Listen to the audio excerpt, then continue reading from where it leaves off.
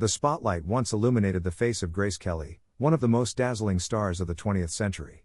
At a very young age, she reached the pinnacle with an Academy Award and became a beauty icon admired throughout Hollywood. Yet, in a single moment, she chose a different path, leaving behind fame and career to step into the royal life of Monaco. Many called it a real-life fairy tale, but behind that glittering image lay struggles few could see. In the end, Grace Kelly's life closed with an ending that left the world in shock.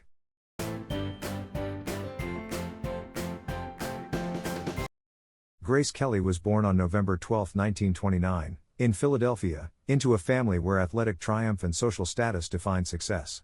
Her father, John B. Kelly Sr., was not only a wealthy construction magnate but also a legendary rower who won 3 Olympic gold medals. He was once hailed as the strongest man in America, a standard of excellence that his children were expected to live up to. Her mother, Margaret Major, a German-born model who later became the first female physical education instructor at the University of Pennsylvania, was known for her strict discipline and emphasis on decorum. In such an environment, Grace, quiet, dreamy, and artistic, seemed out of place. Her father openly admired her brother John Jr. for his athleticism and her sister Peggy for her assertiveness, while Grace admitted she often felt like an outsider, perpetually overlooked.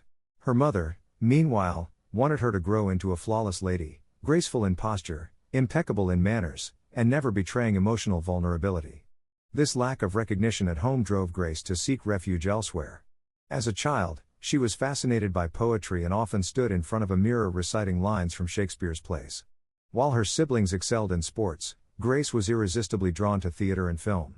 At Ravenhill Academy, the Catholic school she attended, she began performing in school plays, and at the age of 12, she was cast in a leading role. The applause she received from teachers and parents left a profound mark on her. For the first time, she felt truly seen, basking in the glow of an audience rather than fading into the background. From then on, her passion only deepened. She would spend hours in her room practicing lines, replaying scenes from plays, and losing herself in characters. What looked like play was, in truth, her way of creating a private world where her father's dismissiveness and her mother's rigid expectations could not reach her. The very absence of validation in her childhood became the hidden fire pushing her to prove her worth. That yearning for acknowledgement forged her dream of the stage and the screen, a dream that carried her beyond the strict confines of her Philadelphia upbringing and into the dazzling spotlight of Hollywood, and eventually, the throne of Monaco.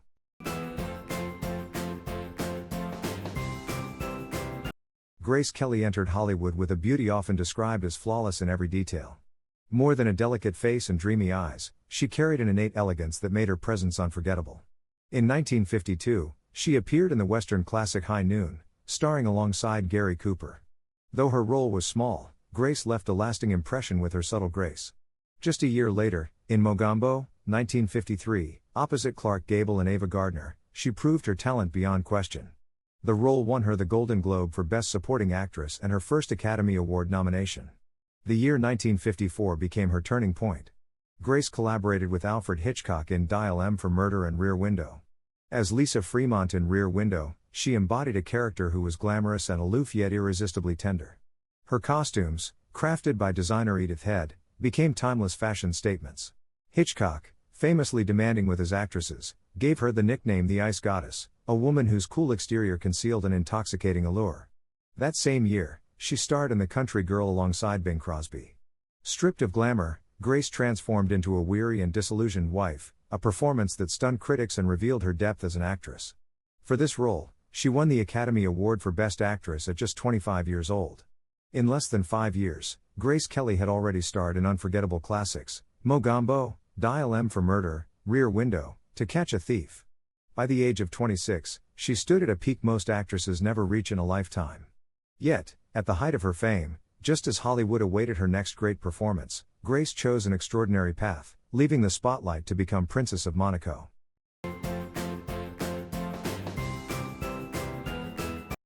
In 1955, Grace Kelly traveled to France to attend the Cannes Film Festival, already the brightest star in Hollywood after her triumph in Rear Window and her Academy Award for The Country Girl. As part of her schedule, organizers arranged a meeting with Prince Rainier III of Monaco, a seemingly diplomatic encounter meant to promote the tiny principality. The press followed the event closely, but few could have imagined that this staged meeting would alter Grace's destiny forever. Prince Rainier was immediately captivated by Grace's elegance, a quiet beauty infused with strength. For Grace, Rainier offered something Hollywood did not: a man of calm authority, dignity, and sincerity. They began corresponding through letters, which later revealed a tender, genuine romance. By the end of the year, Rainier secretly traveled to Philadelphia to meet the Kelly family and formally propose. In April 1956, the world was stunned when Grace Kelly, an Oscar-winning actress, chose to leave Hollywood behind to marry Prince Rainier III. The event was hailed as the wedding of the century. More than 30 million viewers worldwide watched it live on television, while Monaco became the center of global attention. Grace, wearing a stunning gown designed by Helen Rose, entered the palace not just as a bride but as a princess, embodying the ultimate modern fairy tale, a Hollywood star becoming real royalty. Yet behind the splendor lay invisible constraints. When the palace doors closed, so too did the doors of her freedom. Hollywood lost one of its brightest stars, and Grace Kelly began a new journey, one filled with duty and grandeur, but also limitations she had never foreseen.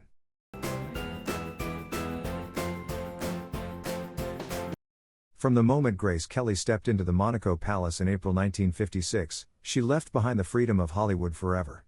By the terms of her marriage, she was required to abandon her acting career, something her heart was never ready to let go of.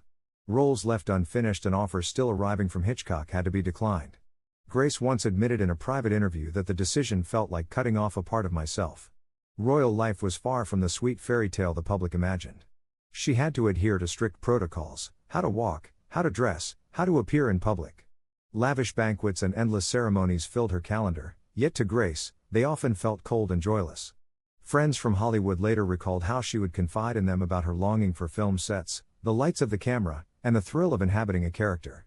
But under the watchful eyes of the world, she had no choice but to embody the flawless image of a princess. After giving birth to 3 children, Caroline, Albert, and Stephanie, Grace retreated further into the roles of mother and national icon. The press called her the princess in a gilded cage, radiant yet confined. Within the palace walls, Grace Kelly traded artistic brilliance for royal duty, and the price of that choice was a quiet, unshakable loneliness that lingered throughout her life.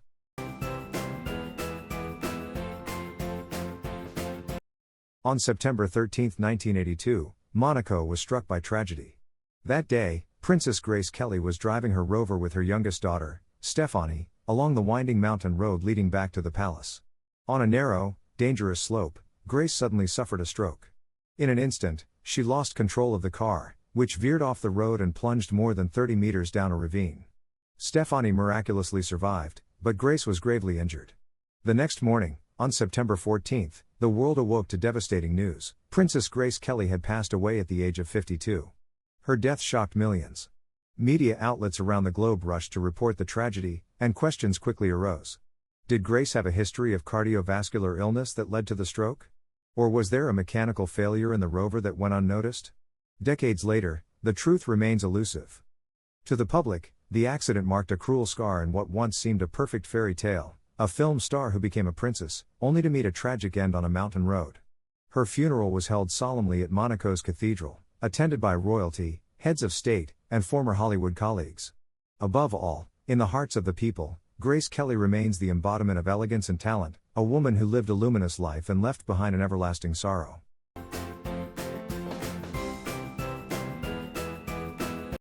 Grace Kelly, from an Academy Award-winning actress and a Hollywood beauty icon, she became a fairytale princess, only to see her life end in tragedy.